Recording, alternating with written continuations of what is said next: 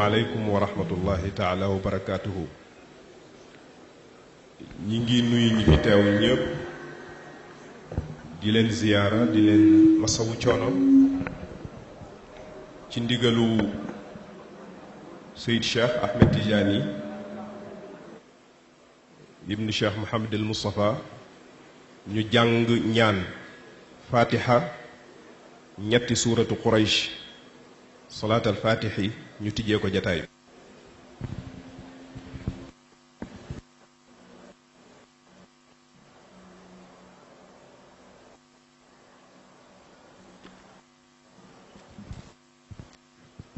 bismillahi arrahmani irrahim wa sallallahu wa sallama ala sayidina muhammadin rasulillah wa ala alihi wa sahbihi wa man tabi'ahum bi ihsanin ila yawmi ddin. digalu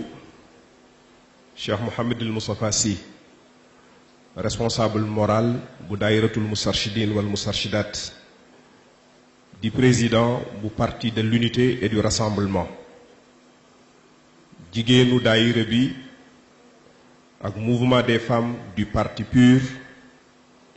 ñooy célébrer la journée internationale de la femme fii ci Tivaouane. waaye journée bi nag dafa ala dawme mooy journée la pour célébrer jigéen, waaye jigéen ñi delluwaat ne dañoo bëgg a delloo njukkal ki nga xam ne tey jii bu ñu lambee seen bopp yëg personnalité yëg valeur moo ko def ci ñoom muy Cheikh Mohamed El Moustapha Sy. ñuy waxtaane benn thème boo xam ne ñu ngi ko tuddee la place de la femme dans la pensée de Cheikh Seydi Mohamed El Moustapha Sy. loolu panel boobu moom la ñuy jiital seq ko ak ñaari soxna yu tedd, soxna Sophie Cissé bi jiite cellule féminine ci daayiratul Moustarchidine ak soxna Ndey Kumba Diène bi jiite mouvement des femmes. waaye balay loolu ñi sant kilifa gi ñu may occasion bu toll nii di jaarale di ko teg ci loxo ñi ko fi teewal muy Seyd Cheikh Ahmed Tidiane Sy Al Maktoum, di soxna Fatimata Sy ak sang yu baax yi ñu àndal. bu ma tuddee soxna Adja tudd papi yóbbaale ñi ci des ñépp tabarakallahu. Vous me permettrez d'introduire ce panel. Parler de l'éminent penseur Cheikh Mohamed El Moustapha Sy ici à Tivaouane est d'une très grande portée symbolique, car c'est ici, dans cette ville sainte, entre les esplanades des deux mosquées, où reposent ses illustres grands-pères, qu'il a fait ses humanités, sous l'ombre tutélaire de son illustre professeur Cheikh Ahmed Tidiane Sy. Sommité parmi les sommités. borom ma mantiqun illa wa duna taaquli, ma ibratun illa wa duna bayani, afnaytu asbab alhayati dirasatan wa balawtu kulla wasail alirfani. C'est entre les mains de cet éminent formateur qu'il entreprit son voyage à travers l'univers du savoir. L'effort plein de zèle, il titilla des sommets, bouscula des montagnes, sonda des mers, décrypta des énigmes pour percer les réalités essentielles de la vie. Le tout sanctionné par le diplôme du savoir, celui qui vaut plus que tout autre titre universitaire ou académique. Dès lors, il pourra faire sienne ces paroles de l'imam Shafi'i: mon savoir m'habite. Il s'installe confortablement dans un coin de mon âme, c'est-à-dire il est plus proche de moi que ma bibliothèque. Ilmi ma'i حيثما يممت يتبعني قلبي وعاء له لا جوف صندوقي إن كنت في البيت كان العلم فيه معي أو كنت في السوق كان العلم في السوق. Mais en intellectuel organique, il n'est pas resté dans sa tour d'ivoire pour manier des concepts et jongler des paradigmes, mais il est descendu sur la terre ferme des réalités pour orienter, enseigner, éveiller, bref, impacter, portant en bandoulière sa devise. Portant en bandoulière sa devise, là où je passe, je laisse mes traces. Il ne peut en être autrement pour une pensée aussi féconde que fécondante. Pensée qui, partout où elle dépose son limon, l'herbe monte haute, touffue, verte et appétissante. Telle une semence qui sort, ça pousse, puis se raffermit, s'épaissit et ensuite se dresse sur sa tige à l'émerveillement des semeurs. كزرع أخرج شطأه فآذره فاستغلظ فاستوى على سوقه يعجب الزراع ليغيظ بهم الكفار. Près de 800 causeries et conférences sur des thèmes aussi divers que variés, d'importantes contributions aux travaux des grands rendez-vous intellectuels du monde ont rythmé la vie intellectuelle de l'éminent penseur. Je pourrais en citer à titre illustratif la conférence populaire internationale pour la paix du 25 au 27 mai 1988 à Bagdad, l'université d'été pour le réveil islamique au Royaume du Maroc en 1990, le congrès international du WAMI sur le thème l'appel islamique au seuil du millénaire, la conférence internationale du SIDA en Afrique du Sud, Drousul Hassaniya au Maroc, colloque international des fédérations de la Fédération des associations islamiques sur l'humanisme de l'islam en 1985, symposium en Allemagne sur les religions, et j'en passe. Serigne Moustapha a été aussi membre du Conseil de l'appel mondial islamique. Il est aussi connu pour son engagement pour les causes justes. Dans sa philosophie, pas d'enfants maltraités ou abandonnés dans la rue, pas d'handicapés confinés à la lisière de la société, car considérés comme de simples parasites, pas de femmes opprimées, dévalorisées, déshumanisées et réduites à un simple objet de plaisir dont l'homme se sert sans difficulté pour paraphraser l'autre. S'il est vrai que derrière chaque grand homme, il y a une grande dame, il est aussi vrai que les femmes ont chaque fois que leur sort est en jeu besoin d'un leader charismatique qui les couvre et les protège. Serigne Moustapha fait partie de cette classe de leaders. En effet, depuis 1987, l'année qu'il a consacrée à la femme, il n'a eu cesse de poser des actes. Il s'est montré à plusieurs occasions défenseur des causes de la femme. N'a-t-il pas dit, la femme en tant qu'actrice principale mérite l'attention de tous, car depuis l'aube de l'humanité, elle n'a cessé de mener une lutte sans merci pour la sauvegarde de l'être humain, malgré les nombreux obstacles qui se dressent sur son chemin.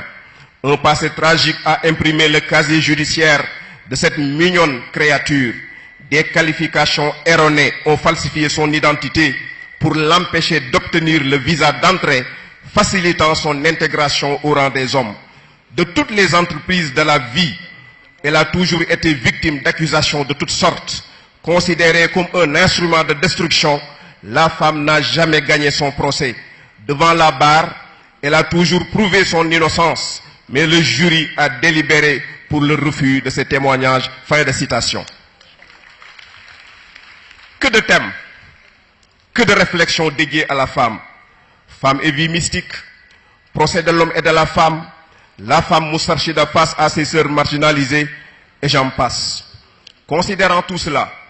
je trouve plus que normal que les femmes Moustarchidates, en collaboration avec le mouvement des femmes du PUR et toutes les femmes qui partagent avec elles les mêmes idéaux, profitent de cette journée du 8 mars pour rendre hommage à un homme qui a autant fait pour la jeune féminine. Mesdames et messieurs, Le panel que j'ai l'honneur de présider porte, comme vous le savez, sur la place de la femme dans la pensée de Cheikh Seyd Mouhamed El Moustapha Sy. Il sera animé par deux éminentes dames dont le parcours intellectuel, l'élégance, l'éloquence et la prestance en disent long sur la qualité de la formation qu'elles ont reçue du maître. La cité a cassé la beauté de nos femmes, dit Al-Mutanabbi. Elles sont devenues toutes des personnes plus ou moins fardées. Une beauté éloignée de sa nature profonde, c'est plus que du gâchis, c'est une trahison. Mais celles-là qui sont à côté de moi et qui sont devant moi, leur beauté n'est pas artificielle. Elle est le reflet d'une beauté intérieure dont seul le maître a le secret de l'incruster dans les âmes et les cœurs. L'intervention de Sokhna Sophie portera sur femmes et valeurs dans les enseignements de Cheikh Mouhamed El Moustapha Sy, tandis que Sokhna Ndeye Koumba Diène, la présidente du mouvement des Purs, va nous parler de femmes et responsabilités sociales, vision de Cheikh Seyd Mouhamed El Moustapha Sy. Je vous remercie de votre aimable attention. ñu jéggal ñu ndax fii Tiwaawan la nga xam ne fii hal yumnu lil mutayaamini waaye ki ñuy waxtaanee tey nga xam ne jigéenu daayira bi ak parti bi dañoo décider pour rendre ko hommage ndax lu mu leen defal journée de la femme la waaye ñoom ñu ne dañuy delloo njukkal benn leader boo xam ne lim leen defal ak fi mu leen jaarale moo tax ñu mën a jariñoo seenu njigéen ñu waxtaane xalaatam ak ban place la jigéen am ci biir xalaatu sëriñ bi waaye bala ngay wax xalaat nga wax boroom xalaat bi boroom xalaat bi mooy Cheikh Mouhamed El Moustapha ma ne waxtaane ko fii ci Tiwaawan nag fi la safe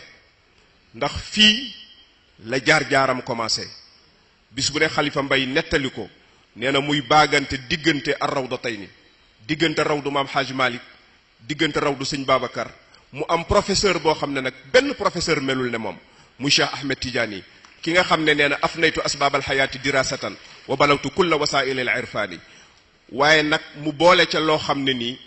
li ñu tuddee quotient personnel du leader la muy yëfu boppam ak yittey boppam ma ne kooka àgg na ci wàllu xalaat foo xam ne fépp fu xalaatkat ak noo mën a tolloog noo mën a màggee boo dajeeg moom yëg ne gis nga ku la sut ci xalaat kon nag dama ne ki defal loolu jigéen jàngal ko yar ko tette ko ba jigéen xam boppam bu jigéen ñi wëlbati ko di ko rendre hommage c'est un hommage bien mérité dama doon tijji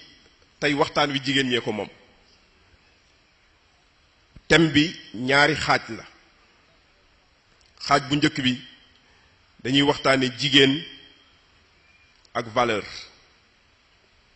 ci biir gis-gisunu Sëriñ Moustapha ci njàngaleem beneen xaaj bi kooku suñ mbokk Soxna Sophie moo koy waxtaane beneen xaaj bi ñu war a waxtaane ci jigéen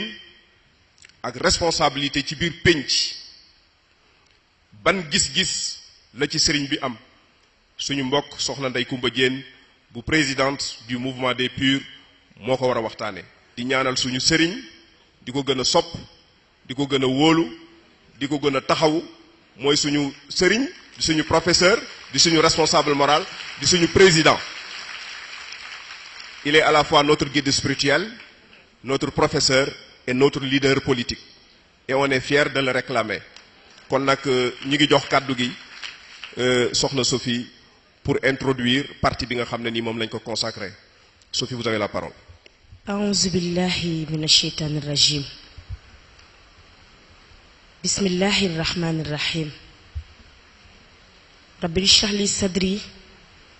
wa yassir li amri wahlul 'uqdatam min lisaani yafqahu qawli. Bismillahi baabuna tabaaraka xitaanuna yaasin saxfuna kaaha yaa ayn saad kifaayatuna xiimem ayn siin xaaf ximaayatuna fa sa yaxfikahumullahu wa huwa samiul alim. sitrul arshi masbulun alayna wa aynullahi nazilatun ilayna bi hawlillahi la yuqdaru alayna wallahu min waraihim muhit bal huwa qur'anun majid fi lawhil mahfuz fallahu khayru hifzan wa huwa arhamur rahimin. inna waliyallahi allazi nazala alkitab wa huwa yatawalla salihin. ihwatal iman fi kulli makan usallimukum salamatan tayyiba wa ahulu lakum assalamu alaykum wa rahmatullahi ta'ala wa barakatuh.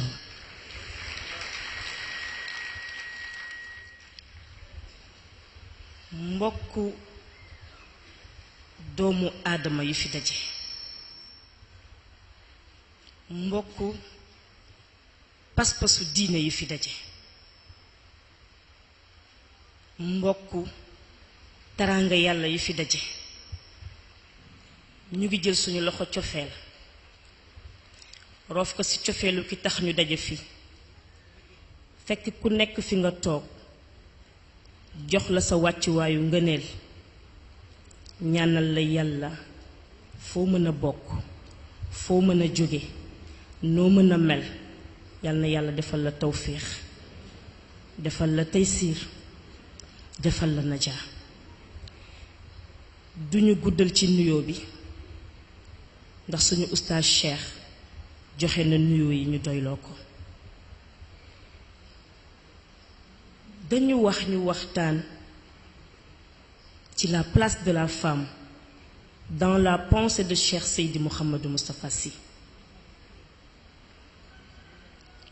ku ko tudd rekk li ngay jëkk am réflexion mooy nga xam ne place bi Seydi Mouhamadou Moustapha Sy penséem jox jigéen bu ñu ko tegoon ci cercle dëppale ko ak place bi Seyduna Muhammad sallallahu alayhi wa sallam jox jigéen du ëpp du yées. yàlla mi ñu sàkk moo ñu njëkk a sàkkal place te tabaxaguñu, mu gàll ñu responsabilité te liggéeyaguñ, mu évaluer ñu te jëfandikooguñ. ñun ñépp dañu judd fekk fi alxuraan, ñu ubbi suurat yi gis ci saar bu ñuy tudde suuratu nisa. pourtant yàlla bi muy woote de yaa ayyuhan naas la wax. ittaxu rabbakum allazi xalaxakum min nafsin waxida wa xalaxa minha zawjaha wa bassa minhuma rijalan kasiran wa nisaa wattaxu llaha allazi tasaaluna bihi wal arxam inna allaha kaana aleykum raxiba. kon bu yàlla fàkkul woon place, Seyduna Muhammad du ñëw fàkk place ba ki nga xam ne mooy suñu matricule ruux ñëw sàkk place. bi yàlla waxee ne bind naa nit xalaat rekk taxañ, jékki-jékki muy doomu aadama, doomu aadama boobu nekk benn lumb, ma jékki-jékki def ci lumb boobu utal ko jigéen. parce que borom pensée bi ñuy waxtaane moo ñu wax ca atam ne ñi toog ba 8 mars ñuy feetal jigéen dañu tardé, parce que yàlla ba muy feetal jigéen jigéen taxawagul. wan ko ne sama entreprise góor fonctionnaire la ci, jigéen actionnaire la ci. moo tax suratu nisaa lañu dégg te tudduñu suratu rijal, waaye mina rijal yi bari na ci alxuraan parce que fonctionnaire lañ ci actionnaire jigéen pour wan leen seen ligne de conduite. mais li ñu jaaxal mooy bi mu ñu gàllee responsabilité boobu daf ñu évaluer, mais évaluation bi te liggéeyaguñu dafa am ku dégg sox ba rekk daw. wazkur fil kitaabi Maryam izin tabazat min ahliha makanan sharhiya. mooy symbole bépp jigéen ci kaw suuf. ndax mooy ummuhaatil mu'minin. Maryam moo fi jit Khadija, moo fi jit Aïcha, moo fi jit Sayyidatuna Fatima, ndax moom lañu ubbi alxuraanul karim gis ko. mais ligne de démarcation bi mu def moo tax yàlla évaluer ko sànni ko jigéeni jamono pour génération bu ñëw def ni Maryam pour yàlla mën leen a fay. moo tax loo sonnewul doo ko jariñoo. kon Maryam moomu mooy suñu symbole, ndax yàlla ku ko lebal ker mu nëbb jant bi dootul tàng. moo tax Maryama ba mu leblee ci ndigal, ci gëm boppam, ci personnalité am, yàlla may ko décoration boo xam ne ilal abadil abidin ku jug beyti alxuraan jàng ko. wa Maryama ibnata Imran allati ahsanat farjaha fa nafaxna fihi min ruuxina wa saddaxat bi kalimatillahi wa kitaabihi wa kaanat min alxaanitin. looloo ko may. waaye li jar a bàyyi xel mooy bi mu isolé woo yàlla daf ko jox doom te góor ñëwul. waaye yàlla wanoon jigéen ñi ñëw ci génération future bi que ne yéen laa jox grossesse moo tax mu jox Maryam doom boobu. mais pencu Sénégal, pencu àdduna bu fi jigéen indi woon doom te góor ñëwul caaf xëm. waaye yàlla ku ko lebal ker li may wax mu fay la fu la neex fërëngu mu ñëw rek déjee ko grossesse. miimam di 40, raawam di 200, yaawam di 10, beneen miim di 40 muy 290 jours ku ci ëmb boo wasinee mucc. waaye ba tey jigéen déggagul sox bi, mais bi mu demaatee ba dégg ñu ne góor ak jigéen ya'muruna bil ma'ruf wa yanhawna anil munkar ci la na jot na jël seen engagement wuti ji yonent bi sallallahu alayhi wa sallam. yaakaar naa leadership féminin foofu la juddoo, parce que jigéen ñu engagé wu gëm seen bopp gëm seen personnalité ñoo ne yonent bi nag foog nga wax ñu, ndax dañu déggoon rek ngay woo jigéen ngay woo góor ñuy tudd doom di jullee néew di jiite ci jàkka ji di def leneen ak leneen. ñun nag yonent bi gestu saxaaba yi ne quelle éloquence. waaye bi yàlla xamee ne yonent bi mi ngi bëgg a dugg ci séduction femme mu ne Jibril ne cëpp ne ko xanaa danga leen fàtte inna kaydakunna azim, lu ñu dugg mën nañ ci génne. moo tax sa borom nee na jaayanteel. yaa ayyuhan nabi iza jaaka al mu'minaat, pourtant mënoon na wax iza jaaka al muslimaat, waaye fekk ne gëmoon nañ. waaye borom pensée bi moo ñu wax ne muslimuun yi mooy ñi gëm yàlla, waaye mu'minuun yi mooy ñu sérieux. kon ñi sérieuse ñoo demoon ci yonent bi. mu ne ko charte ko nag ci nan ala an laa yushrikna billahi shay'an, bu ñu la juwaat lekk dara ndax lu ne mën nañ ci dugg. kon téyal boobu wala yasrix na ndax booba sàcc dafa xewoon, wala yëzni na bu ñu njaaloo, wala yaxtul na awlaadahun na bu ñu rey seen doom yu jigéen ñi, parce que jàpp nañ na gis doom bu jigéen jur ko gàcce la. wala yaxtiina bi buxtaanin yaxtarinahu bayna aydihinna wa arjulihinna, comme seen baraj dafa bëri mën nañ indi la léegi lu ñu def seen diggante tànk ak seen diggante loxo. wala yaxsinaka fi maxruufin, nañ la déggal. su boobaa nag fa bàyyeexun na mu ne ko yiñ jotoon a def nag mu ne ko bus sa yoon ne wastaxfir lahunna ndax inna allaha kaana afuurun raxiima.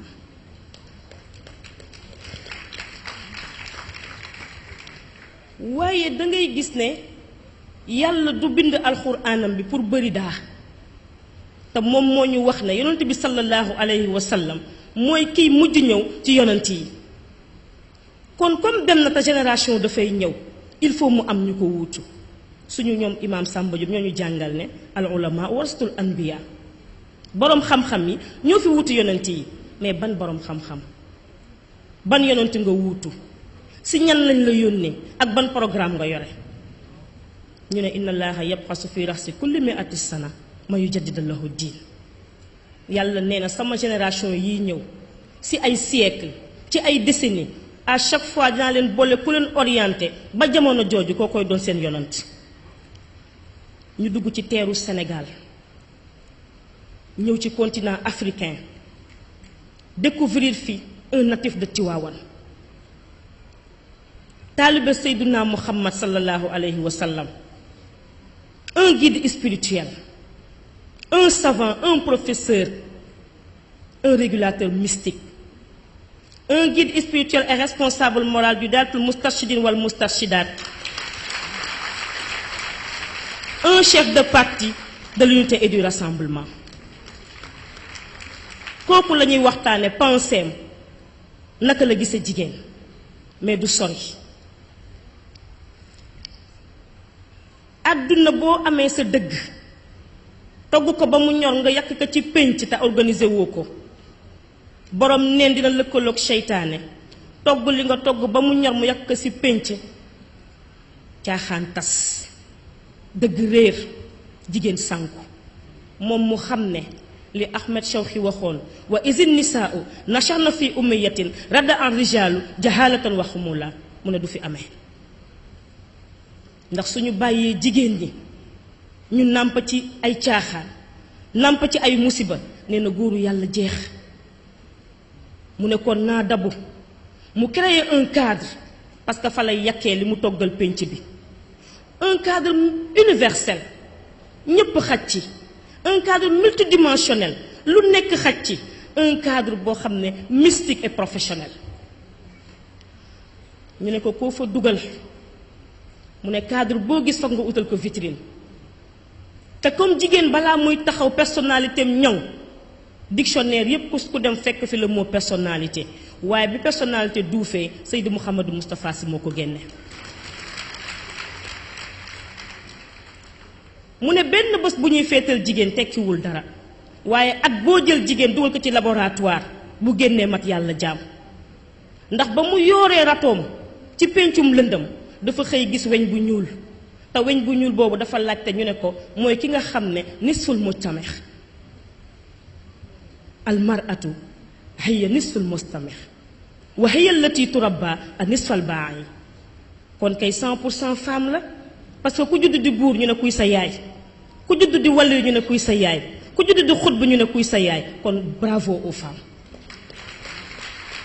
waaye Seydi Mouhamadou Moustapha Sy li mu jëkk def mooy dugal weñ bu ñuul boobu ci mbàndum diine jigéen di dund ci keppaaru yonent bi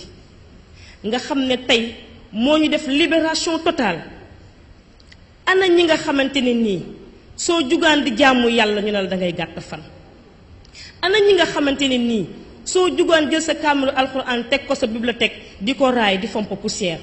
Sëriñ Moustapha ne du fi amee na jigéen bu nekk jël mbuusu yóbbalam te mooy balaa muy génn këram mu jàng maata yassara min alxuraan na jigéen jël spiritualité ba góor mi nga xam ne moom lañ ko wax ne wax wal yur jaalil atfaali kamaalun isa tadaaxoo xat yu naaxisaat naka la kiy nàmpal manqué di nàmpal ku mat mu ne kon na mat ndax nag Gandhi moo ñu waxoon ne appeler la femme le sexe faible est une diffamation et une injustice de l'homme envers la femme. Si l'on parle de force, la force brutale, certes l'homme est plus fort que la femme. Mais si l'on parle de force morale, la femme est très supérieure à l'homme. Mon équipe peut faire appel au cœur des hommes avec plus d'efficacité que la femme. Sëriñ Moustapha ne kon naa jug naa jàngal jigéen mu rehaussé personnalité ba mat yàlla jaam defal ko tahaaratu ruux ba buy julli sax wala mu am ngànt sax dina jàpp ànd ak moom ba ñi fi toog tey ku mu yar ak ku mu yarul ndax ñi mu yar ñëpp ku ñu dendel maas ko booy togg da ngay rëkkee ixrab di togg di rëkkee alam nashra mu jàngal la spirituellement ba jàngal la ni ngay nàmpalee doom ndax dabu waxal yur jaalil at faali kamaalun isa tadaaxu xat yun naaxisaat waaye boo duggee ci péncum olof liñ lay jëkk wax mooy diine ji taluñu ko ndax bajji jamono mu ne xanaa tey ana ki nekkoon ci empire boo xam ne ki fa nekkoon ay gàddam kenn xamul nu ñu toll armeem kenn xamul nu mu toll bravouram kenn xamul nu mu toll njàmbaaram kenn xamul nu mu toll waaye caay-caayam kenn xamul nu mu toll pourtant jigéen na fa yëkki drapeau l'islam wa daraballaahu masalan lillazina amanu imraata firawna is xaalat rabbi ibni li andaka baytan fil janna wa najini min firawna wa xamalihi wa najini min alxawmi zalimin te booba marché HLM xewul Sandaga xewul zinata dunya xewul parce que fekk na yonent bi yàlla waxoon ko démb ca ay ummuhaatam ne ko woo leen de qul li azwaajika in kuntunna turidna alxayaata dunya wa zinataha fata'aalayna umattixkunna wa usarrixkunna saraxan jamila waaye wa in kuntunna turidna allaha wa rasulahu wa daaral axirata fa inna allaha axadda lil muxsanaati minkunna ajran azima kon ñëwoon démb ñoo fi nekk ba tey mu dugal spiritualité ba la pensée de Cheikh Seydi Mouhamadou Moustapha Sy a fécondé des femmes spirituellement fortes dugal ñu ci intégration de la femme à la vie mystique te vie mystique bi du kurus vie mystique bi du dugg ci jàkk yi vie mystique bi du leneen vie mystique bi mi ngi ci suñu diggante ak suñu ay borom kër nga xam ne sëyoo ak borom kër yaa ngi sëy ak doom bi nga war a jur bu ëllëgee ñu ne bâche bi ku muy xaar ñu ne diw jigéen na ko liggéey waaye nee na boo gëmee yàlla te amoo xel doo dem mu ne kon bàyyi ma dugalaat la ci mbàndum intellectualité am na ku ne talu ko ndax doom yi ndax njaboot gi ndax responsabilité mu ne ko xanaa tey ndax am na ku ko taloon démb ci keppaaru yonent bi te fa la gënoon dansé mu mokkal 2210 xadis tegal ñu ko ci kaw taabal ji yàlla jox ko martaba boo xamante ne maa raaytu axlamu bil quran wala bi fiqhin wala bi tibbin wala bi shehrin min Aïcha yonent bi def scénario ci digganteem ak Sayyidatuna Fatima su fekkee Sayyidatuna Fatima muy nelaw mu ne ko pëkk-pëkk nañ ko yee bu fekkee Sayyidatuna Aïcha muy nelaw mu ne lalal leen ko darab yi tëjal leen ko rideau yi ñu ne ko lu tax mu ne moom intellectuel la intellectuel day soxla repos te bu reposé wul bu jógee du am plume alerte kon nañ ko bàyyi mu reposé te nag sax moom la jox martaba xuzi nisfa diinakum min hazihi umayra kon boo jàngul doo mat personnalité mu ne kon la pensée de Cheikh Seydi Mouhamadou Moustapha Sy a fécondé des femmes intellectuellement bien formées waaye gëmal yàlla amal lu nekk sa bopp ndax l'ignorance n'est pas forcément absence de culture mais les éléments d'une culture dont on ne se sert plus sont aussi un signe inquiétant de l'ignorance mu ne jàng leen waaye ndax ku ngeen dajal maas ko waaye jàng bu ba jeexal téere yi jaamu yàlla bu àndul ak jikko doo dem mu ne kon da ngeen di dem jëli ji aaya jaayante ba si ala an laa yushrikna billahi shay'an bu leen bokkaale yàlla ak dara taxaw fa bokkaale yàlla bu njëkk ba yàlla la mais bokkaale yàlla bu tey bi système la kon nag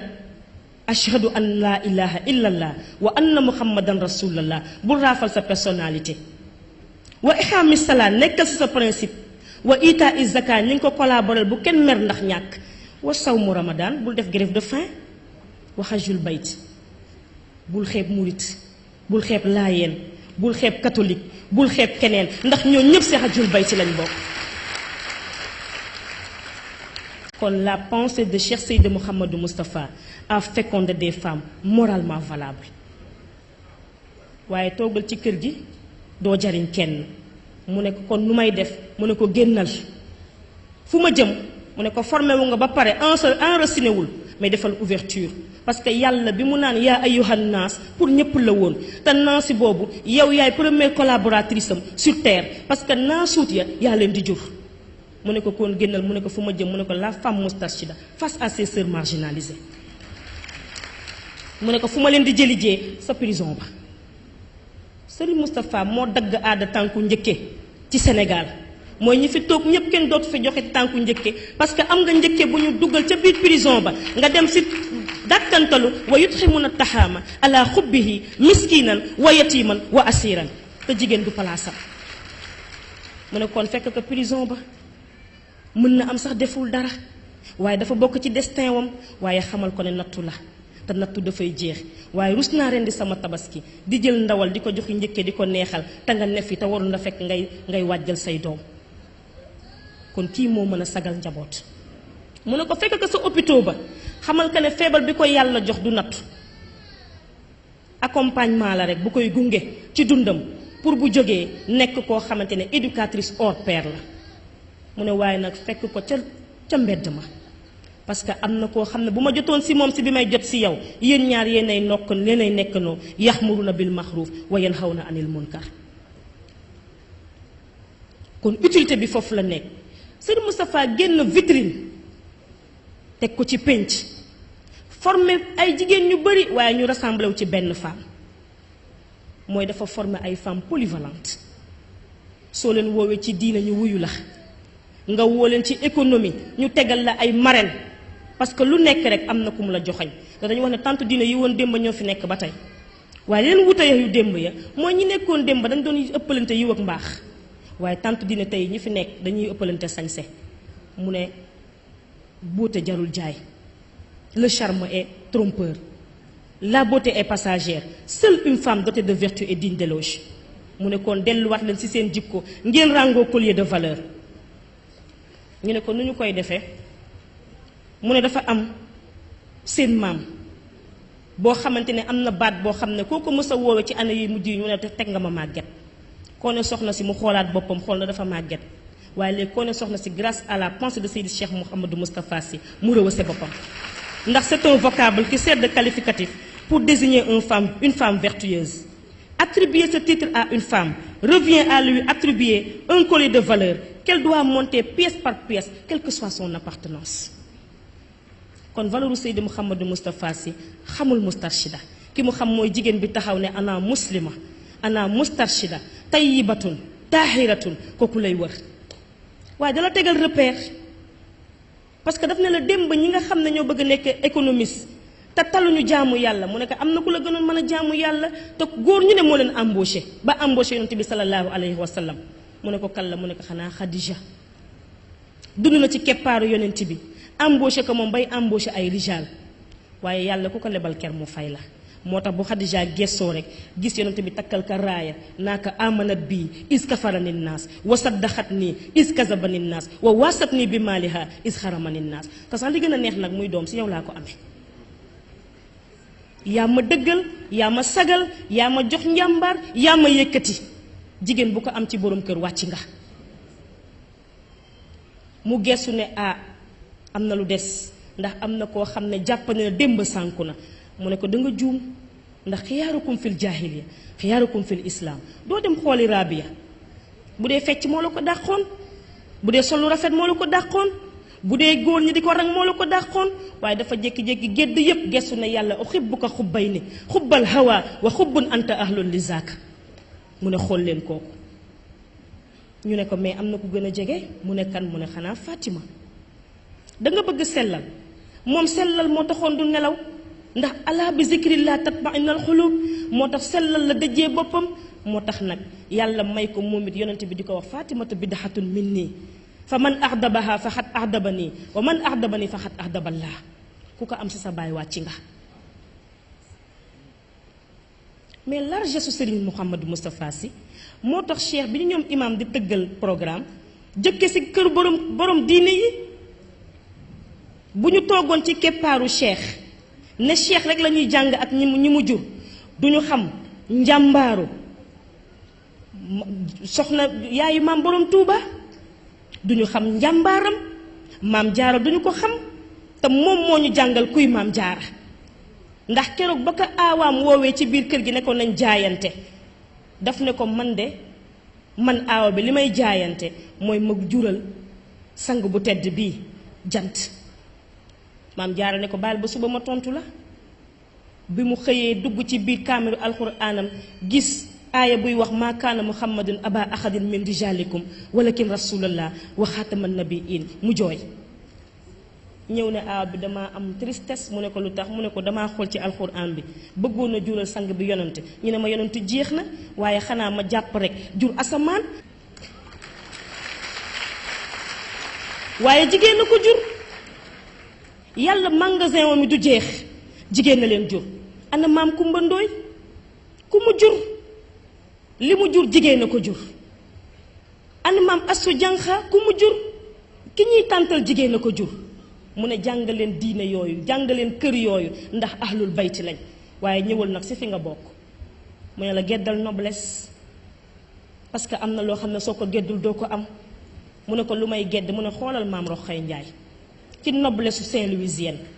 ci taranga Saint-Louisienne ci bëgg xam-xamu Saint-Louisienne si bëgg jaayu Saint-Louisienne mu jëndee ko tukkulóor bu gàtt boobu waaye yàlla du jum du juwaat le magasin wi du ko tëj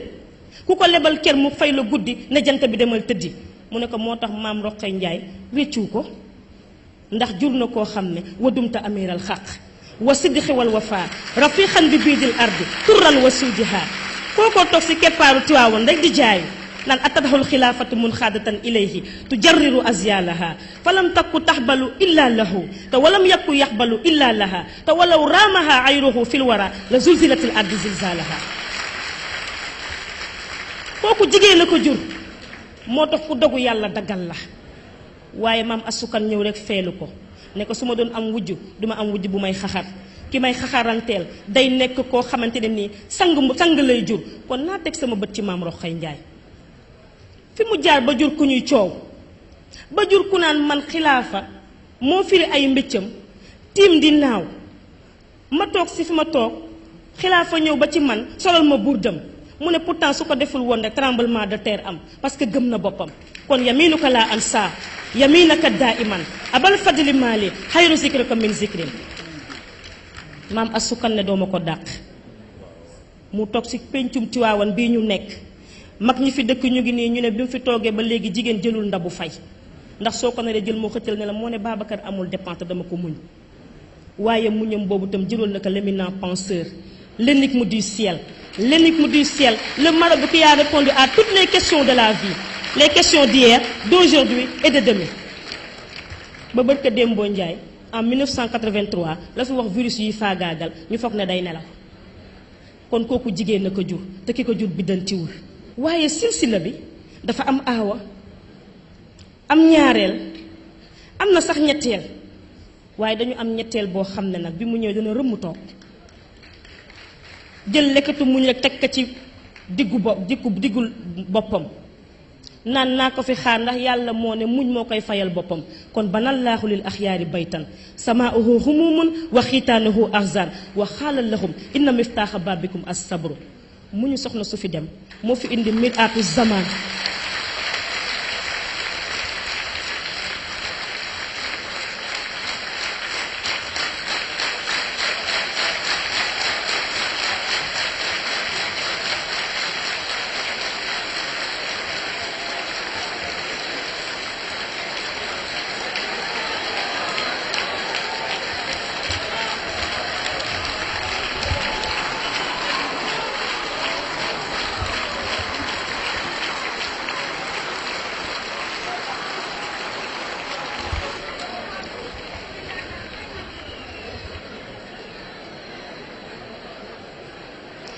moo fi indi tabibu nafs moo fi indi ki nga xam ne moo defal isla ruuxi moo fi indi ki nga xam ne moo am nuurun ala nuur te nag bu Sénégal fayee naar bi xoromam dinañ xam ne law lam yalu fi fadaa il kawni talaatuhu tabxal bariyati fi salma iyallaahu kooku penseem moo génn ay femmes spirituellement fortes kooku penseem moo génn ay femmes intellectuellement bien formées kooku penseem moo génn ay femmes moralement valables kooku penseem moo génn ay femmes socialement utiles waaye dañ leen wax ne nag bu leen tiitaru parce que dañ leen wax pour ngeen maas kon jàll leen ci tarixu yoon te ku ngeen rombal maas ko caxu valeur waaye ànd leen àndu ngëneel ndax yonent bi loolu ko mayoon réussite kon muhammadun rasulullah wallazina mahahu ashiddaau ala alkuffar ruhamaau baynahum taraahum rukkahan sujjadan yabtaxuuna fadlan min allahi wa ridwana simahum fi wujuhihim min asari sujud zalika masalahum fi ltawrat wa masalahum fi linjil ka zarxin axraja satxahu fa azarahu fastaxlaza fastawa ala suuxihi yuxjihu zurra li yaxaza bihim alkuffar waaye nag waxadallahu lazina amanu wa amilu salihat minhum maxfiratan wa ajran azima mu ne dem leen rek ci yonent bi ànde woon ak ay gaayam mais nag bu njëkk ba ashiddaaw alal kuffaar nit la woon mais bii paas si Sénégal gi ñu toll système la kon bëri leen ak tendance yi jël vertu yi doo ko seen kaw pour ngeen nekk ay femmes dignes de ce nom mu ne nag ruhamaa baynahum xool leen seen biir bu leen xeeb sœur bu leen xeeb frère ndayalante leen seen biir tuddante leen doom parce que loolu mooy indi al yawma uzilkum yawma la zilli ila zilli mu ne nag rukkaxan ñu ngay dem seen guddi àjjuma ya di ballamti koo leeru taysiir jëndee ko sabar ya sujjadan ñu ngay dem ca xadratul jumaa ya di ilaahi di bàkk yàlla pour mat yàlla jaam seentuñu si ku leen fay raxmaanu yàlla rek lañ ci seentu te nag kenn du leen xàmmee ndax waa ibaadu rahmaana allazina yamshuna alal ardi hawnan wa iza xaadabahumul jaahiluna xaalu salaama kon atmim lana nuurana wax fi jaraa'imana tahdi xawaa'ijana yaa waasixar ruxami wasalaamu aleykum wa rahmatullahi taala wa barakatuh.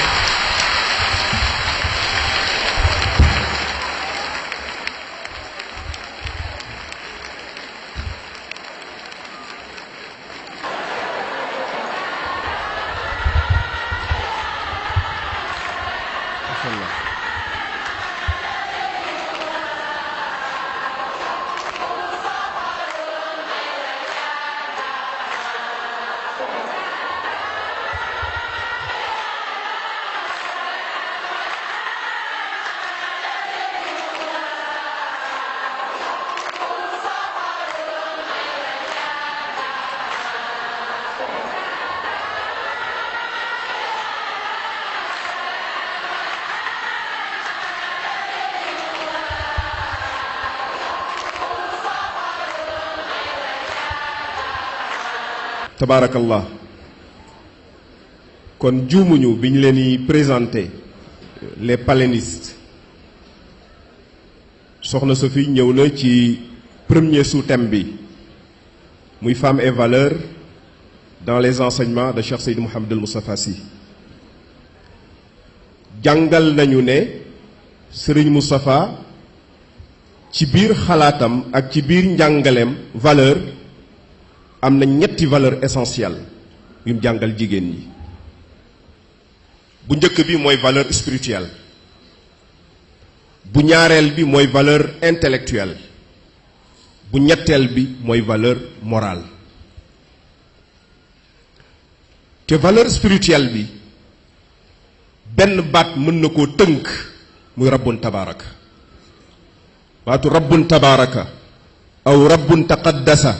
aw rabbun taala uluwan rabbiyallahu kooku symbole la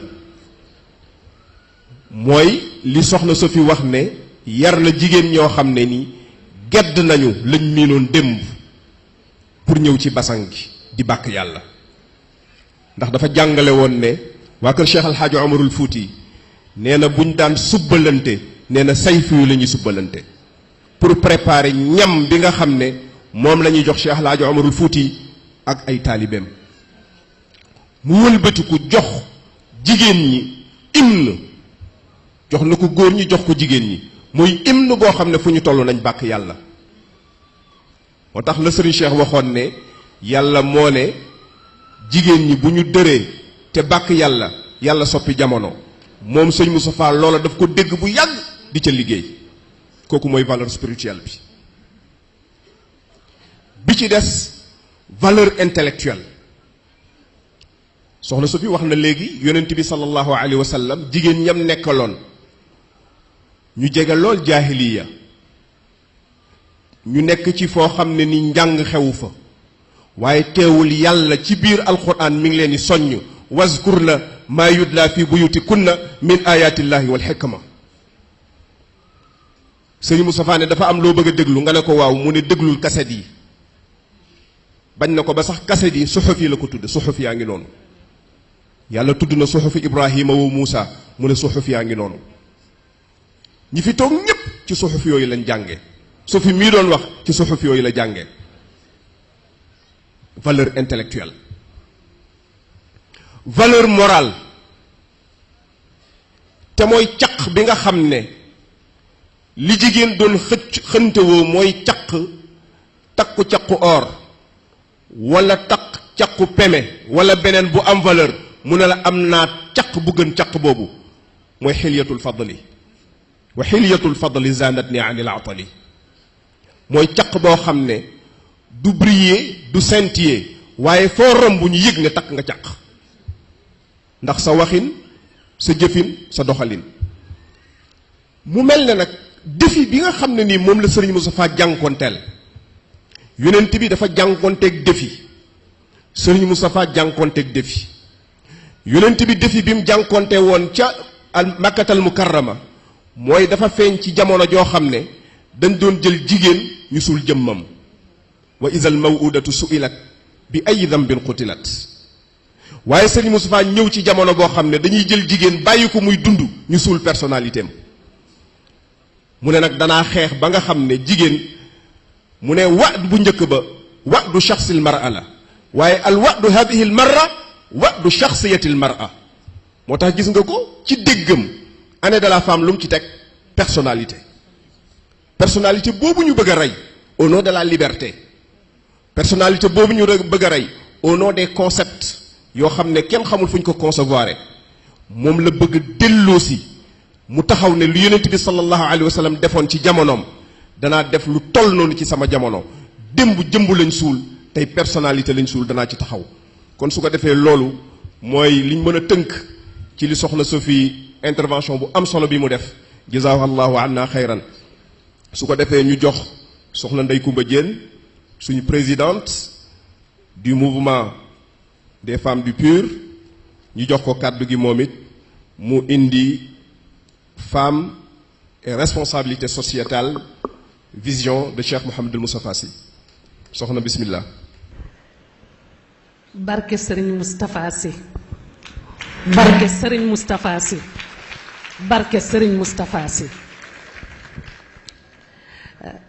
ñu ngi nuyu ñi fi teew ñépp di ci jiital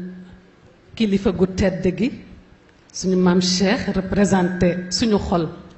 Seydi Mouhamadou Moustapha di nuyu autorités yi fi nekk yépp di nuyu association de famille yi mbootaay yi fi daje yépp di nuyu bépp jigéen di leen wax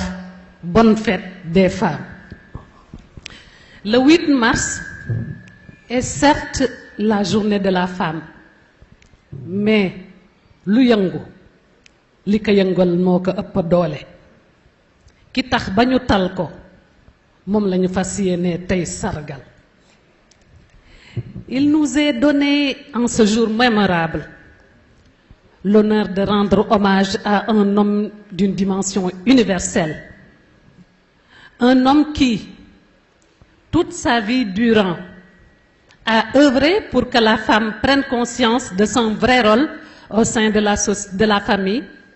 et de ses vraies responsabilités dans la société. Voilà aujourd'hui une occasion inespérée de rendre hommage et de saluer le travail extraordinaire de cet homme de Dieu, d'une générosité rare, d'une grande bonté, d'une immense sagesse, qui a aidé à l'épanouissement socio-économique et politique de milliers de femmes. Ce génie dispensateur de valeurs est le professeur Seydi Mouhamadou Moustapha Sy, responsable émérite du Daïratul Moustachidine wal Moustachidati, par ailleurs président du Parti de l'Unité et du Rassemblement, qui s'est mobilisé pour l'éducation de la jeunesse, l'action sociale, la réinsertion des enfants handicapés, les opérations d'investissement humain, le secours et l'assistance, et tout cela basé sur la revitalisation des valeurs salutaires pour bâtir un homme intellectuellement bien formé, moralement valable, socialement utile et spirituellement fort. Cet homme exceptionnel a parlé de la femme, mais aussi de son identité, de sa personnalité, de sa responsabilité au sein du foyer et surtout de sa participation au développement. Une femme qu'il a voulu pionnière, partout présente où sa responsabilité l'interpelle, car, a-t-il enseigné, si le monde est un collier, la femme vertueuse en serait le pendentif. L'on ne saurait parler de la femme et de ses responsabilités sociétales, telles qu'enseignées par l'éminent professeur, sans évoquer au préalable sa situation ici au Sénégal. La question de la participation des femmes dans la vie publique, et notamment dans la sphère politique, est un défi constant partout dans le monde, et ce, malgré les nombreux engagements internationaux concernant les femmes qui ont été adoptés, notamment la déclaration de Beijing de 1995 et les résolutions pertinentes du Conseil de sécurité des Nations Unies, la résolution 1325 de 2000 sur les femmes, la paix et la sécurité. Ceci a trouvé que la nation sénégalaise, dans sa société de référence, a toujours vu une participation accrue des femmes à la construction de son tissu social et plus tard de la République du Sénégal elle-même, avec un militantisme déterminant dans les appareils politiques et un engagement modèle dans l'administration. Pour mieux partager les responsabilités sociétales de la femme dans une approche politique et avec comme soubassement les grandes orientations du PUR, telles que pensées par son président, Seydi Mouhamadou Moustapha Sy, nous allons revisiter l'histoire récente avec l'engagement des femmes au Sénégal et repréciser les responsabilités des femmes dans l'espace public pour la construction d'une société modèle. En dépit du fait qu'elles représentent 52% de la population, selon l'ANSD, les femmes continuent à être victimes de discrimination basée sur le genre. À compétences égales, elles n'ont pas les mêmes chances que les hommes d'accéder aux responsabilités. C'est le même constat pour le traitement salarial, l'accès aux postes de responsabilité politique et administratif à tous les échelons. Pourtant, elles constituent une force de travail énorme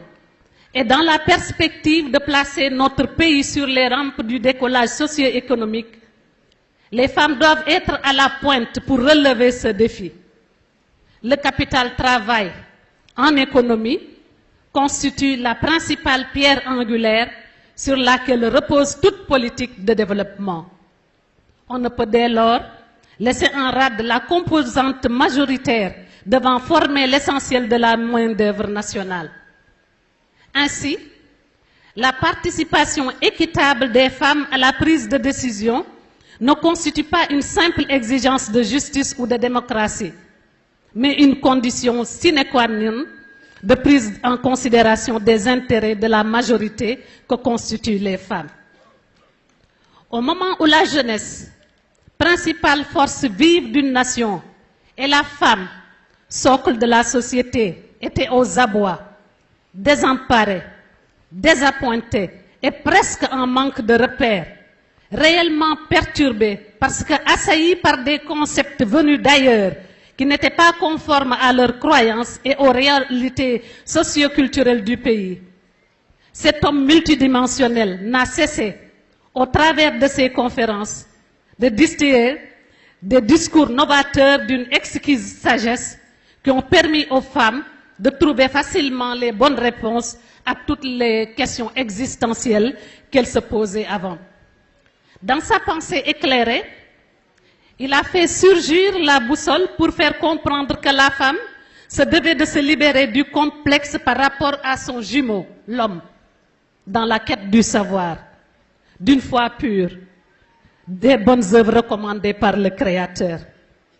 À ce titre d'ailleurs, faut-il rappeler l'interrogation pertinente qu'avait soulevée ce grand penseur Seydi Mouhamadou Moustapha Sy, qui disait: doit-on libérer les femmes des ghettos traditionnels des harems pour les conduire dans le gouffre des ténèbres du haram? Il avertissait alors la femme que la revendication impertinente de toutes sortes de libertés pouvait être une boîte de Pandore pour assister à l'avènement des femmes objets. Seydi Mouhamadou Moustapha Sy faisait prendre conscience encore une fois que le courage, la détermination, la volonté, la quête de Dieu, la sagesse n'étaient pas des domaines réservés et que la compétition était justement libre. La femme a alors compris qu'elle n'est pas une source de plaisir, mais qu'elle est un pont pour faire passer la vie, la donner, l'éterniser à travers les valeurs qu'elle incarne. À travers ses enseignements, le guide a redéfini les expressions suivantes longtemps utilisées pour capaciter la femme et lui permettre d'être à l'aise dans son statut de croyante, de mère, d'épouse, de sœur, de pilier et de socle de la société. La richesse opposée à la pauvreté, la liberté au libertinage, la civilisation à la modernité, l'autonomie à l'indépendance, la mode au modèle, la priorité à l'autorité, la soumission à l'esclavage, l'égalité à la complémentarité, le sexe fort au sexe faible, la beauté à comparer à la laideur. Wallaay cey bii kilifa.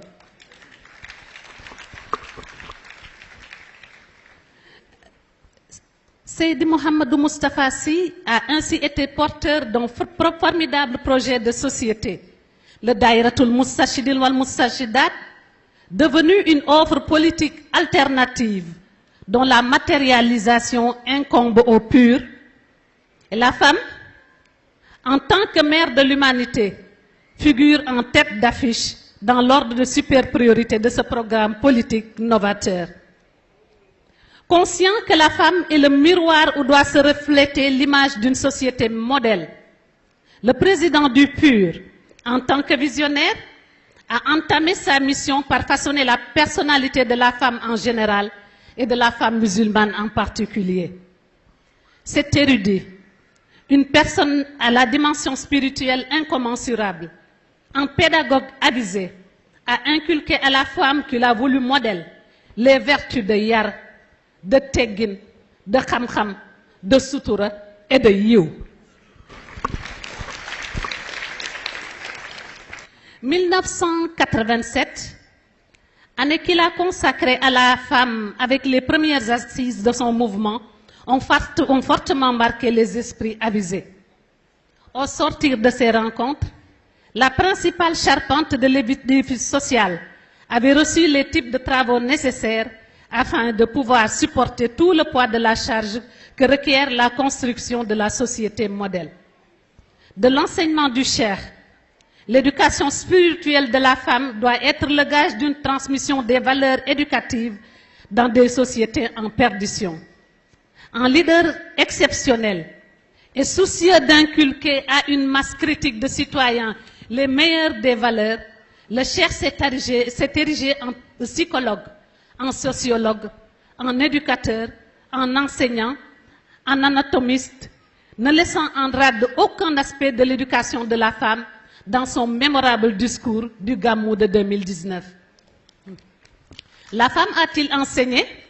est le premier chantier dans lequel il faut investir l'essentiel des moyens de l'État pour pouvoir espérer un retour d'investissement défiant toute concurrence. Il a corrigé les concepts de parité genre, favorisé le leadership féminin et a aidé la femme à comprendre qu'elle ne devait plus, en politique, être utilisée comme marionnette ou comme du bétail électoral.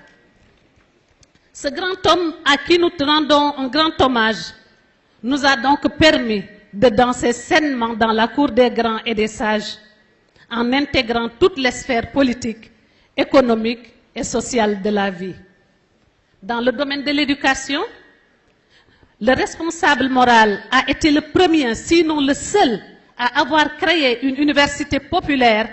qui ouvre ses portes à toute personne désireuse de recevoir un savoir. Beaucoup de professeurs et de penseurs nationaux comme étrangers se sont relayés sur ces tribunes du savoir. Un journaliste disait un jour que cet homme multidimensionnel, a mis en place le Daïratul Moustachidine wal Moustachidat, un mouvement réformiste, en ce sens qu'il a réussi à transformer positivement les comportements dans une société corrompue, ruinée par les dérapages d'ordre religieux, social et culturel. Certes, dit-il, il n'est pas venu avec une nouvelle charia, mais il se voit dans l'obligation d'orienter les individus, sombrant dans les turpitudes et fluctuant entre les vagues de l'Est et de l'Ouest, sans repère sûr. Ainsi, ajoute-t-il, le Daïratul Moustachidine wal Moustachidat intervient dans tous les domaines et traite avec toutes les communautés religieuses, quelles que soient leurs différences de vision et d'orientation, voire toutes les franges de la population. Un éminent professeur ajoutait que l'objectif général que poursuit le Daïratul Moustachidine wal Moustachidat consiste à favoriser l'équilibre de l'homme avec des objectifs spécifiques destinés à amener le musulman à être intellectuellement bien formé, à être spirituellement fort, à être moralement valable et à être socialement utile. Et lors de ces assises annuelles, les universités du Ramadan, sur 19 éditions sans interruption, 228 thèmes ont été abordés et 132 professeurs ont partagé leur savoir avec les masses. 49 thèmes ont parlé de société, 86 de religion, 19 de communication, 16 thèmes ont été abordés sur la science, 58 en politique, et particulièrement plus de 10 thèmes ont parlé de la femme de par sa position stratégique et capitale. Wax leen ma rek lii ku ko fi mas a def. Par ce programme bien élaboré, le guide a favorisé l'alphabétisation et surtout la formation des femmes. D'éminentes femmes leaders, à l'instar de Madame Marie-Angélique Savané, Madame Yaye Ken Gassama, Madame Fatou Sow Sarr, Madame Penda Mbow, Madame Ramatoulaye Diagne, Madame Amsatou Sow Sidibé, pour ne citer que celles-là, ont marqué ces assises. Dans cet ordre d'idées, et poursuivant les orientations hors mur du guide, l'Institut Al-Irshad a été formalisé pour faire bénéficier à de jeunes Sénégalais de tous bords d'une éducation d'excellence. Cet institut qui a fini de faire ses preuves s'offre par ses résultats comme un creuset où seront puisés les hommes et femmes futurs leaders du Sénégal et d'ailleurs. Le guide a également offert aux Sénégalais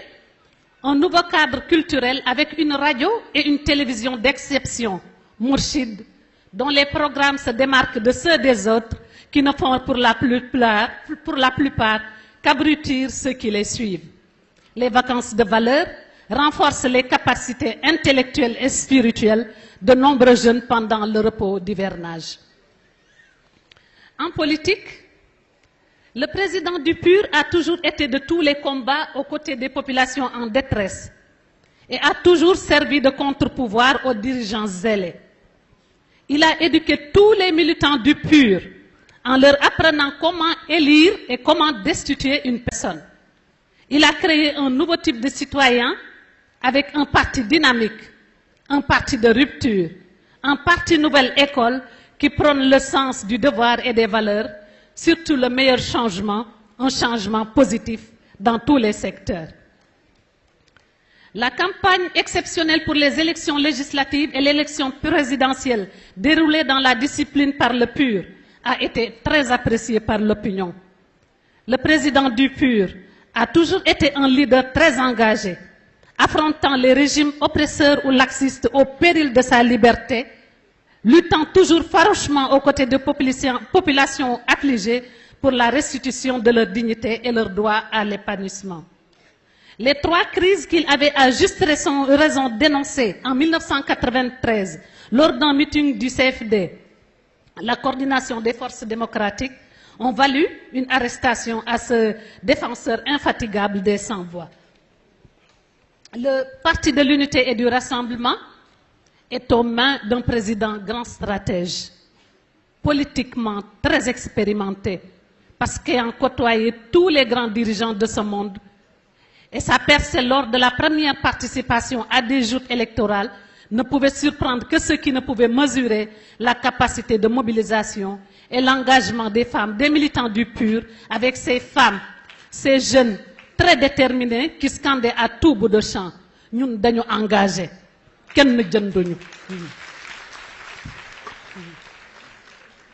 PUR, la surprise.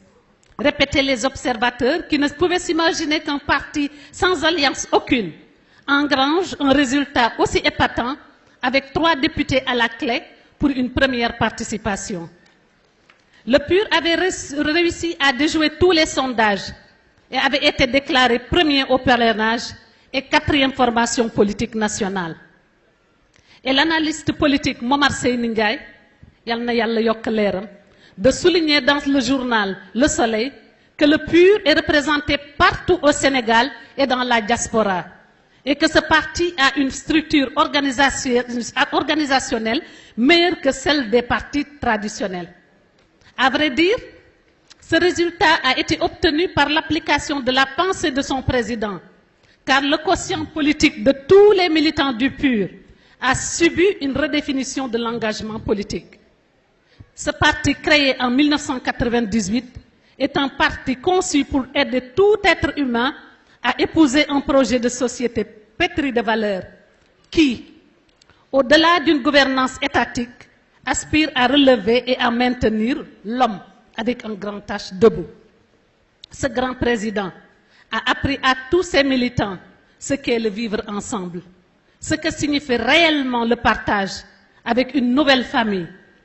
unie non pas par les liens du sang, mais qui a choisi de se retrouver autour de l'essentiel, l'appartenance à une même espèce. Sur le plan politique, sur le plan économique, cet homme noble, généreux à tout point de vue, ne s'est pas limité à forger la personnalité et la conscience de ces milliers de femmes poudrées de vertu, décomplexées parce que libérées des futilités que leur offrait une société permissive et sans repère. Il leur a permis, depuis plus de 20 ans, de bénéficier d'un bon levier pour une autonomie financière à travers une mutuelle d'épargne et de crédit. Et dans ce même ordre d'idée, il a permis également aux femmes citadines comme rurales de s'activer ou de bénéficier des offres de Synergie Femmes pour promouvoir l'entrepreneuriat féminin. Cet organisme s'active, entre autres, dans la transformation et la valorisation de nos produits locaux. Depuis quelques années, la MEXIF, qui est la mutuelle d'épargne et de crédit de la Synergie Femmes, constitue un mécanisme d'autofinancement majeur qui va certainement évoluer vers d'autres projets économiques plus ambitieux. Ces actions sont conduites dans toutes les régions du pays par plus de 3000 femmes leaders, formées et conscientes des exigences du secteur à travers de micro-entreprises qui s'activent dans l'agriculture, l'élevage, la transformation des produits agroalimentaires, la mise en place de cellules de formation, d'orientation et d'évaluation, le développement d'un partenariat fécond avec les autres secteurs, les autres acteurs du secteur, surtout en matière de normalisation, de conditionnement et de commercialisation. Les enjeux de développement économique et social du pays revêtent pour nous une importance capitale. Et toutes les femmes ont en mémoire le discours fort du président Abdou Diouf, qui montrait comment le Daïratul Moustachidine wal Moustashidat a contribué à l'émancipation de la femme et de l'enfant, comment au plan moral, il a contribué également à réarmer la jeunesse en élevant le degré de conscience des auditeurs. Comment aussi au plan culturel, l'organisation est arrivée à alphabétiser plus de 30 000 jeunes par an et par une action sociale très dynamique, les investissements humains réalisés, les mosquées nettoyées, les camions de vivres et d'habits collectés et offerts dans la plus grande discrétion aux malades, aux sinistrés, aux lépreux et aux prisonniers.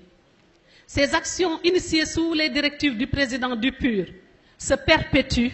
et même le 4 janvier dernier, 455 femmes ont été dépistées d'un fléau qui ravage la population féminine, le cancer du col de l'utérus et du sein. Ce même jour,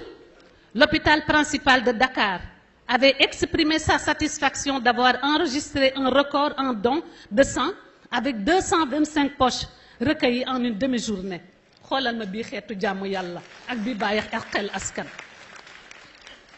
Ces actions s'organisent en ce moment dans les zones les plus reculées du pays, sans tambour ni trompette. Seydi Mouhamadou Moustapha Sy, nous femmes sommes toutes conscientes de ce que vous avez fait pour nous. C'est pourquoi nous tenons à vous rendre grandement hommage en ce 8 mars. Maam nga baal ma yóbbante nga jottalil ñu yóbbante suñu kilifa gu tedd gi waxal ñu ko yaa ñu sagal kon faw dañu lay sargal Xalifa Aboubacrine Malick sa maam Ali Boy Sambay Naar am Ali Boy Michel Sambay Naar yaa ñu sagal faw dinañ la sargal Fanta Wele Nabu Njaay Mur Wele Nabu Njaay Xalifa yaay Daba Njaay yaa ñu sagal faw dinañ la sargal Safiyatu Aram Bongo Soxna Nguy Njaay Malick Si Malick Fagey Demba Misi Jaawaar yaa ñu sagal faw kon dinañ la sargal Bakareek Daraman Aram Loo Kumba Caam yaa ñu sargal wallaay foog dinañ la yaa ñu sagal foog dinañ la sargal Si Malick Si Demba Kureja sa juróom-ñaari maam ay wàll yu lañ yaa ñu sagal foog dinañ la sargal Si Malick Si mu Safiyatu Dem yaa ñu sagal foog dinañ la sargal mat nga ñu sëriñ mat nga ñu président oustaz Cheikh wax nañu ko yaa ñu sagal kon faw dinañ la sargal Seydi Mouhamadou Moustapha yàlla nay suñu muur te yàlla na ñuy muuram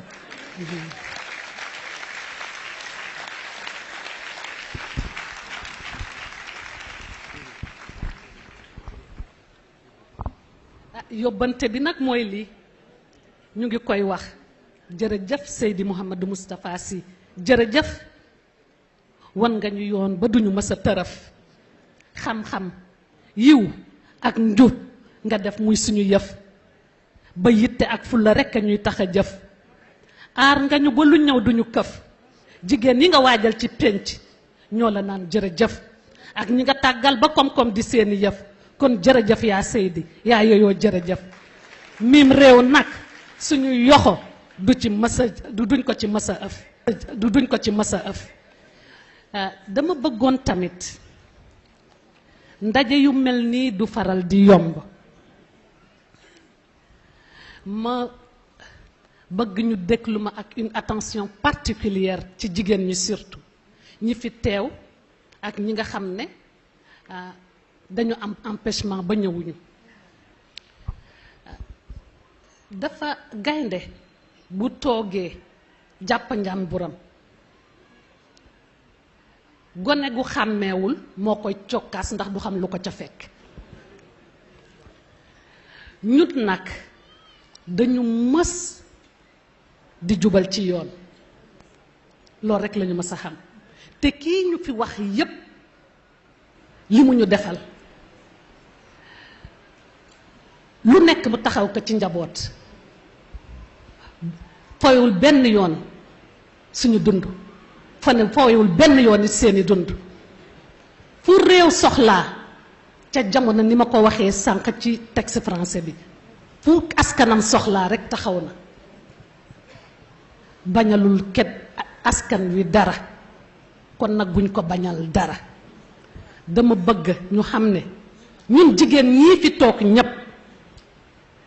jigéen waalo ya ca ndeer ëpp ñu ñu jom jigéen ñi àndoon ak Aline Sitoé Diatta ëpp ñu ñu fit jigéen ña génnoon ca Mali en mars 1991 jàkkaarloo ak président Moussa Traoré ba la fa xew fa jigéen ñooñu ëpp ñu ñu stratégie ëpp ñu ñu fit ëpp ñu ñu jom nañu bàyyi xel leen amuñu ku dul suñu président parti amuñu ku dul suñu chef de guerre amuñu ku dul suñu leader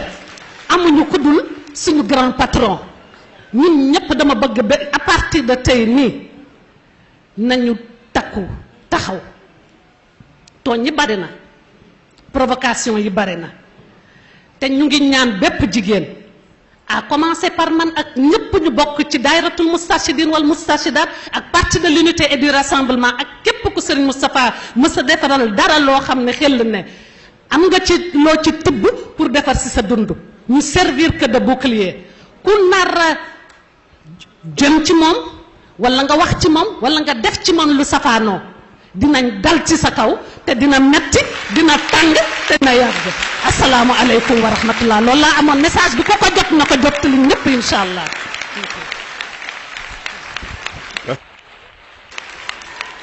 merci merci. salaamaaleykum wa rahmatullah ñu ngi rafetlu bu baax kàddu yi fi jib di encourager les femmes di bëral nuyoo sang bu tedd bi di ko yóbbante nuyoo ci sang bi mais li ñu wax moom moo ci nekk en tant que secrétaire national de la jeunesse du PUR fu femmes yi taxawee duñ leen bàyyi ñu jiitu mais ñun ñooy jiitu parce que ki ñuy wax Serigne Moustapha actionnaire majoritaire la ci réew mi parce que dafa wax ni ce qu'il faut faire ce n'est pas d'accabler les gens par des sermons mais ce qu'il faut faire c'est de créer des cœurs nouveaux que rien ne saurait détruire et il a bâti des milliers des centaines de milliers d'êtres humains gis nga bu dul woon moom ces centaines de milliers de doomu aadama la ñuy tukkal àdduna kon nag kooku nañ ko may jàmm suñ ko mayee jàmm réew mi dina dem suñ ko mayul jàmm dinañ transformer en arme de destruction massive c'est un engagement boo xam ne femmes yi dañ koo jël mais duñ leen bàyyi ñoom ñu jiitu ñun ñooy jiitu ci kanam ndax daf ñu defar ba ñu jekk te lekkuñu wasalaam. merci. ñi ngi agsi ci fi ñuy daaneele panel bi ak engagement bi nga xam ne moom la soxna Ndey Kumba wax te Habib feddali ko muy jiite la jeunesse pure xam nga Serigne Moustapha dafa jàngale la Mutanabbi waxoon alxaylu walleylu walbaydaau taarifuni walsayfu walrumxu walqirtaasu walqalamu nee na lu góor di def miin naa ko bu rëpptal fas jotee kenn dàquma ko bu guddi gu lëndëm ba ñépp di kaddi di lox ma xuus guddi ga bu fekkee ne ni góor ñépp taxaw nañu ba defante jot ma joggati leen waaye bu jël plume jotee bind ci këyit lu jommal ñépp mu bind lu jombal ñépp ma yaakaar ne penseur boobu ñu doon waxtaane yooyu yépp def na ko te président Lamine Gueye Serigne Cheikh Ahmed Tidiane Sy mooy nettali nee na président Lamine Gueye dafa ñëw wax ak moom ne ko bërki démb laay wax Sédar ne ko Tidiane engagement bii mu am ci sa wàll réew mu ko def bëtam waru fa xonqati waaye témoignage bi jigéen ñi def ak li sëriñ bi liggéey dama jàpp ne ñoom ñoo rendre hommage tey à Serigne Moustapha mais la nation sénégalaise tout entière tout âge confondu, tout sexe confondu, lui doit un hommage mérité pour tout ce qu'il a fait, pour la jeunesse, pour les femmes et pour le pays. kon nag dama jàpp ne loolu yaakaar naa ni réew mi dégg nañ ko te xam nañ ko su ko defee pour tëj panel bi